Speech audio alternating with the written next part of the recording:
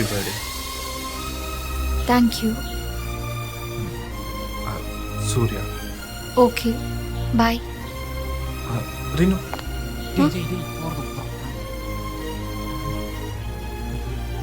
உன்னை பார்த்ததும் பிடிச்சிருச்சு.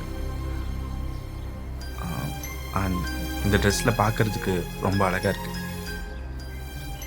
ஏன்னு தெரில, உன் கூட லைஃப் லாங் இருக்கணும்னு சொல்லி தோணுது. இப்போ பிடிச்ச கையை எப்பவும் விட்டுறக்கூடாதுன்னு சொல்லி தோணுது. அண்ட் விட்டுறவும் மாட்டேன் என்ன ஆனாலும். I love you. வச்சா பாரு, இருந்தாலும் செருப்பால் வச்சிருக்கலாம்.